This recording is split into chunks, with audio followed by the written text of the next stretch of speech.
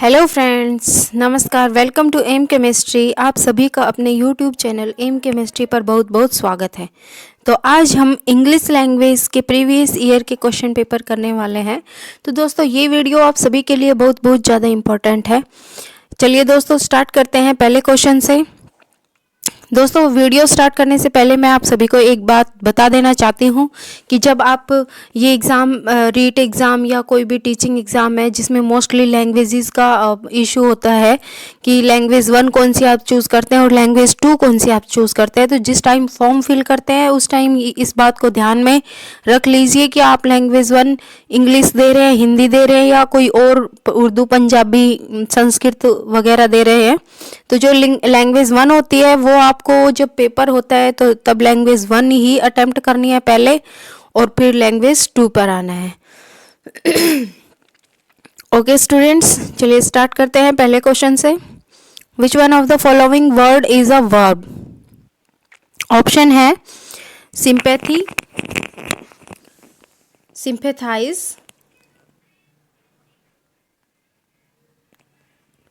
Sympathetic और sympathiser. अब देखिए हमें ये जो 4 वर्ड दिए हुए हैं इसमें हमें वर्ब बतानी है। सो फ्रेंड्स यहाँ पर करेक्ट आंसर बी होगा क्योंकि सिंपैथाइज ही वर्ब है यहाँ पर। ओके चलिए नेक्स्ट क्वेश्चन करते हैं। Fill in an appropriate determiner. या इसमें हमें डिटरमिनर फिल करना है। अपना सेंटेंस है dash first item in today's programme is a song. Option है द, ए, एनी और सम। तो फ्रेंड्स यहाँ पर जो करेक्ट आंसर होगा आपका वो होगा D. A is the correct answer. The first item in today's programme is a song. चलिए नेक्स्ट क्वेश्चन करते हैं। Supply the correct form of the verb in the following sentence. Sentence है she dash a new dress last week. इस sentence में हमने correct form of verb फिल करनी है। तो देखिए तो ए ऑप्शन है यहाँ पर has bought, has been buying, buys और बोट।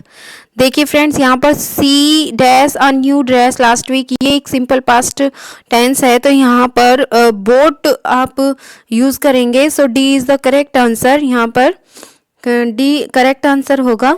चलिए नेक्स्ट क्वेश्चन करते हैं। Which one of the following sentence has the correct verb form. ये सेंटेंस दिए हुए हैं, इनमें हमें करेक्ट वर्ब फॉर्म बतानी है। तो चलिए फर्स्ट जो आपका ए ऑप्शन है वो क्या है? They already seen the film, they already saw the film and they will already see the film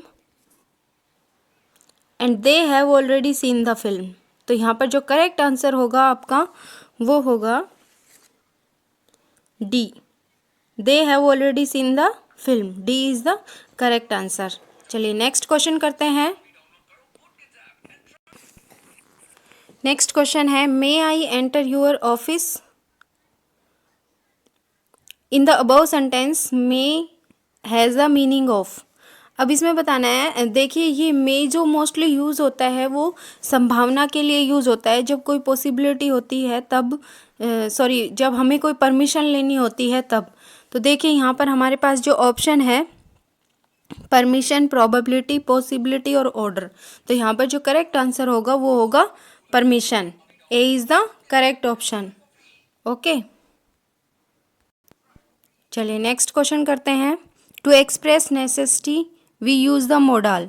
अब इसमें हमें मोडाल फिल करना है। नेसेसिटी मीन्स ज़रूरत, आवश्यकता।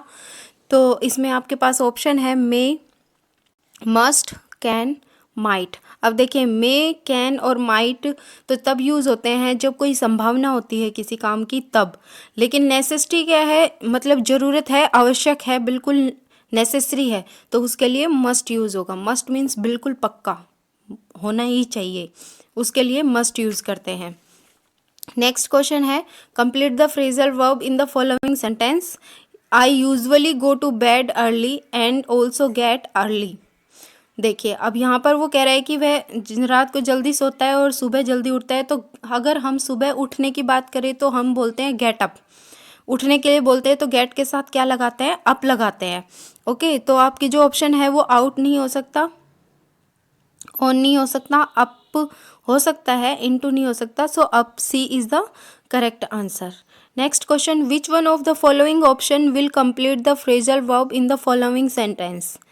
The train slowed and finally stopped. जो ट्रेन है वो पहले धीरे होती है और फिर बिल्कुल रुक जाती है। तो देखिए स्लोड अप नहीं हो सकता, स्लोड के साथ ओवर भी नहीं हो सकता, अबाउट भी नहीं, डाउन। धीमी हो रही है मतलब इससे मिलता जुलता ही कोई वर्ड हमें देखना है, तो down is the correct answer. D is the correct option.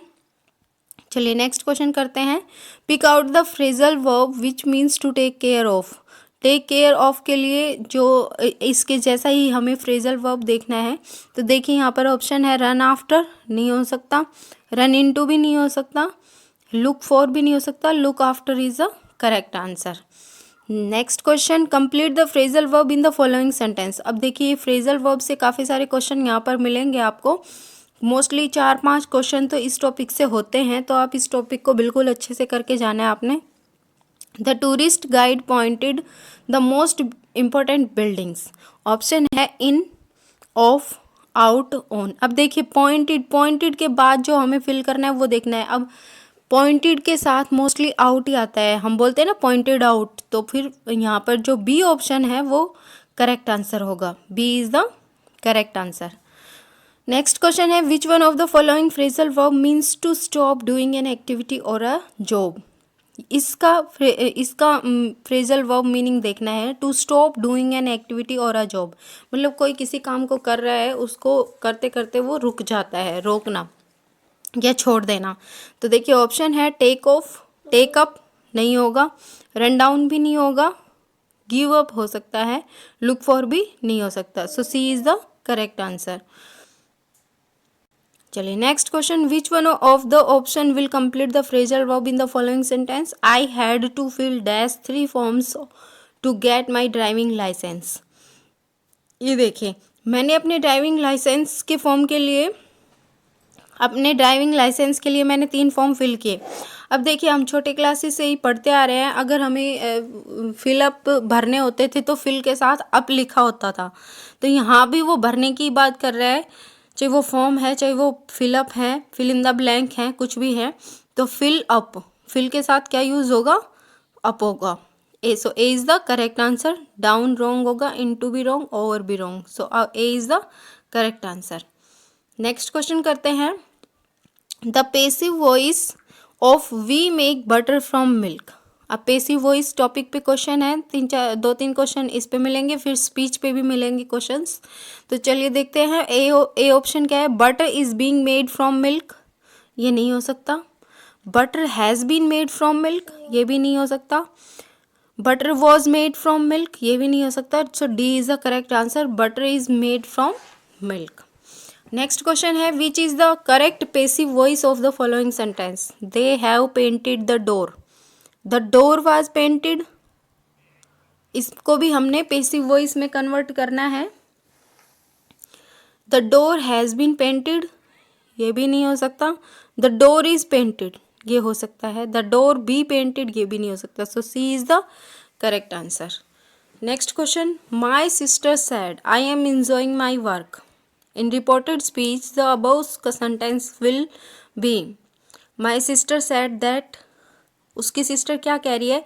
She was enjoying her work, कि वह अपने काम का enjoy कर रही थी, तो ये नहीं हो सकता। I was enjoying my work, she was enjoying my work, और I have been enjoying my work, so B is the correct answer। सी नहीं हो सकता और डी भी नहीं हो सकता। आई was enjoying my work.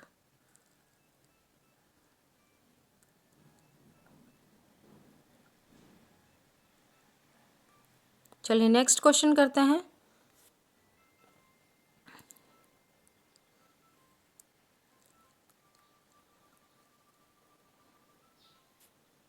Sorry students, यहाँ पर जो 45 वाले का जो आंसर होगा वो ए आंसर होगा।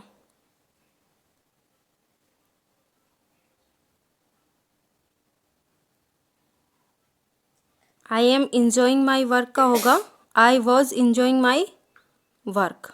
Okay, B sorry A C was enjoying her work. Okay. My sister said that she was enjoying her work. So A is the correct answer. चलिए नेक्स्ट क्वेश्चन करते हैं. Rahul said to Veena please return my books early. Rahul Veena से कह रहा है कि मेरी books जल्दी वापस देना. तो in reported speech the above sentence will be Rahul requested Veena to. Rahul किस बात के लिए वीना से रिक्वेस्ट कर रहा है? Return her books early. Her books तो हो नहीं सकता क्योंकि यहाँ पर बुक्स किसकी हैं? राहुल की हैं. तो हर यूज़ नहीं होगा, हिज होगा use. Return my books early ये भी नहीं होगा. रिटर्न हिज बुक्स अर्ली ये हो सकता है. रिटर्न देयर बुक्स अर्ली ये भी नहीं होगा. So C is the correct answer. Next question. Which one of the option has the same meaning as the following sentence? The Taj Mahal is the most beautiful building in India. A option है India has many beautiful buildings. No. The Taj Mahal is more beautiful than any other building in India ये हो सकता है. India has only one beautiful building the Taj Mahal ये नहीं हो सकता. The Taj Mahal is a beautiful building ये भी नहीं. सो बिल्कुल सही जो स्टिक इस पे सही बैठता है वो बी है. B is the correct answer. Next question करते हैं. Pick out the correct WH question. How much money do you want? How much do you want money ये भी नहीं हो सकता. ए हो सकता है इसका. How much do you money want ये भी नहीं जच रहा. How much money you want ये भी नहीं जच रहा. So A is the correct answer. Next question करते हैं. Which one of the following word is similar meaning in purchase? अब परचेज का जो मीनिंग होता है वो होता है खरीदना. तो बाय भी खरीदना होता है, रिसीव नहीं होता, सेल भी नहीं होता और सप्लाई भी नहीं होता. So A is the correct answer. Next question करते हैं. The word inspection is similar in meaning to. Interview inspection होता है जांच करना, किसी भी चीज़ की जांच करना इंस्पेक्शन होता है. सो इंटरव्यू इस पे सही नहीं है. गेटअप भी सही नहीं है, एक्सरसाइज भी सही नहीं है. Checkup is the correct answer. D is the correct answer. Next question. The opposite of the word support. Support का अपोजिट देखने सुपोर्ट होता है किसी की हेल्प करना. सो ये ए ऑप्शन नहीं हो सकता. आर्ग्यू भी नहीं, रिटर्न भी नहीं. C is the correct answer. Oppose होगा सुपोर्ट का. अपोजिट जो होगा वो अपोज होगा. ओके 52 क्वेश्चन देखते हैं. Which word is opposite in meaning to interesting? Interesting means होता है रुचिकर, किसी भी चीज़ में किसी भी बात में रुचि लेना. तो उससे अपोजिट हमें देखना है. तो देखें हमारे पास ऑप्शन है कन्फ्यूजिंग ये नहीं हो सकता. कंट्रास्टिंग भी रॉन्ग है. प्लीजिंग भी रॉन्ग है. Boring is the correct answer. Interesting से अपोजिट क्या है? बोरिंग है. नेक्स्ट क्वेश्चन है. Choose the word with the correct spelling. अब देखिए आप कोई भी टीचिंग एग्जाम दे रहे तो स्पेलिंग वाले क्वेश्चंस तो आपसे बिल्कुल इजीली हो जाने चाहिए. हमें फाइनेंशियल की स्पेलिंग बतानी है. सो ये भी सही नहीं है, ये भी सही नहीं है, ये भी सही नहीं है. D is the correct answer. Pick out the word. इसमें भी हमें स्पेलिंग बतानी है सिचुएशन की. सो फर्स्ट गलत है, सी सही हो सकती है, बी गलत है, डी भी गलत है. So C is the correct answer. Next question. दोस्तों ये क्वेश्चन हमें इस पैराग्राफ में से छाट कर लिखने हैं. सो आप आराम से वीडियो को पॉज करके, वीडियो को स्लो करके आप आराम से इस पैराग्राफ को पढ़िए और इनके आंसर आप देख लीजिए. मैं इनके आंसर बता देती हूँ आपको, आप मैच कर लीजिएगा. Like black bird in the above lines is an example of. यहाँ पर जो आंसर होगा वो होगा B. We can find an example of alliteration in the above lines. इसका होगा ए. राम रे राम. देखो एलिटेशन इसमें यूज़ हुआ है इस पैराग्राफ में, राम रे राम, तो वही है इसका मतलब. Next question. द एलिगी इज़ आ. इसमें ए ऑप्शन करेक्ट होगा. Sad poem usually about someone's death. अब ये जो 3 क्वेश्चन है ये फोनेटिक सिंबल की हैं. या तो कोई आप वीडियो देख लीजिए क्योंकि यहाँ पर मैं फोनेटिक सिंबल एक्सप्लेन नहीं करूँगी, सिर्फ आपको आंसर बताऊँगी. Okay. The phonetic symbol for the first sound underline in the word ship is. तो यहाँ पर जो करेक्ट आंसर होगा वो होगा ए. नेक्स्ट में पिक का फोनेटिक साउंड बताना है तो C is the correct answer. और जो लास्ट है ट्राई, ट्राई के लिए B is the correct answer. So friends ये यहाँ पर वीडियो स्टॉप हो चुकी है क्योंकि सारे क्वेश्चन 30 क्वेश्चन एक सेट के क्वेश्चन कंप्लीट हो चुके हैं. आपको बिल्कुल अच्छे से अपने पेपर की एग्ज़ाम की प्रिपरेशन करनी है क्योंकि एग्ज़ाम अब ज़्यादा दूर नहीं है, कुछ ही दिन बचे हैं. So be prepare, be ready. Thank you.